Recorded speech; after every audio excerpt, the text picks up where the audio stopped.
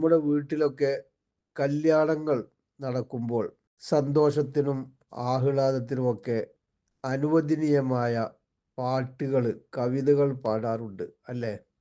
എന്നാൽ നബി സല്ലല്ലാഹു അലൈഹി വസല്ലമ തങ്ങള് ഒരു കല്യാണത്തിന് ഇതുപോലെ കല്യാണപ്പാട്ടിൽ പങ്കുചേർന്ന ഒരു സംഭവം അയവി നാം അയവിറക്കിയാലോ?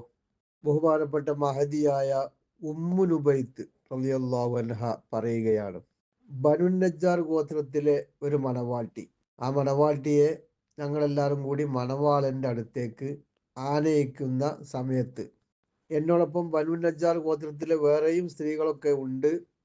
അങ്ങനെ ഞാനാണ് ദഫ് മുട്ടി പാടിക്കൊണ്ടിരിക്കുന്നത്. ആ പാട്ടൊന്ന് നമുക്ക് കേൾക്കാം. അത്തൈനാക്കും അത്തൈനാക്കും ഫഹയ്യൂനാ നുഹയ്യീക്കും വലൗല الذهبുൽ അഹ്മറു ലമാ ഹുല്ലത് ബിവാദീക്കും. അറബി ഭാഷയിലുള്ള ഒരു ദഫ്മുട്ട് പാട്ടാണിത്.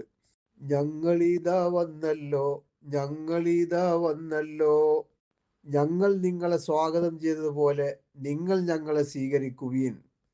പിന്നെ ചുവന്ന സ്വർണം ഇല്ലായിരുന്നു എങ്കിൽ അവൾ നിങ്ങളുടെ താഴ്വരയിൽ ചുവട് വെക്കുമായിരുന്നില്ല എന്നൊക്കെ അർത്ഥമുള്ള ഒരു പാട്ടായിരുന്നു ഞങ്ങൾ പാടിയിരുന്നത്. സുബ്ഹാനല്ലാഹ്. ഇതിങ്ങനെ പാടിക്കൊണ്ടിരുന്നപ്പോൾ അവിടെ നബി സല്ലല്ലാഹു അലൈഹി വസല്ലം തങ്ങൾ വരികയാണ്. അവർ ചോദിച്ചു, എന്താണിത്? ഞാൻ പറഞ്ഞു, ഞങ്ങൾ ബനൂ നജ്ജാർ ഗോത്രത്തിലെ മണവാട്ടിയെ മണവാളന്റെ വീട്ടിലേക്ക് ആനയിക്കുകയാണ്. നബി സല്ലല്ലാഹു അലൈഹി വസല്ലം തങ്ങൾ വീണ്ടും ചോദിക്കുന്നു, എന്താണ് നിങ്ങൾ പാടിക്കൊണ്ടിരിക്കുന്നത്? അത്തൈനാക്കും അത്തൈനാക്കും ഫഹയ്യൂനാ നുഹയ്യീക്കും വലൗല الذهبുൽ അഹ്മർ ലമാ ഹുല്ലത് ബിവാദീക്കും. അള്ളാഹുവിന്റെ പ്രവാചകരെ, ഇതായിരുന്നു ഞങ്ങൾ പാടിയിരുന്നത്.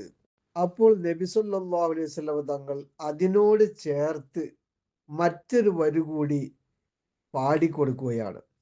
അതെന്താണെന്ന് നമുക്കൊന്ന് കേട്ടു നോക്കാം. തമാശ രൂപത്തിലുള്ള ഒരു വരിയാണ്. ലൗലൽ ഹബ്ബത്തു സൗദാ മാ സമിനത് അദാരീക്കും.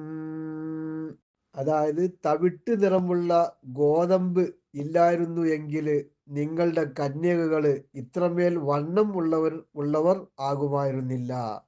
അതായത് അവർ പാടിക്കൊണ്ടിരുന്ന പാട്ടിന് സമാനമായ ഘടനയിൽ കൗതുകകരമായ ഒരു വർത്തമാനം ചേർത്ത് നബി സല്ലല്ലാഹു അലൈഹി വസല്ലമ പറയുകയായിരുന്നു.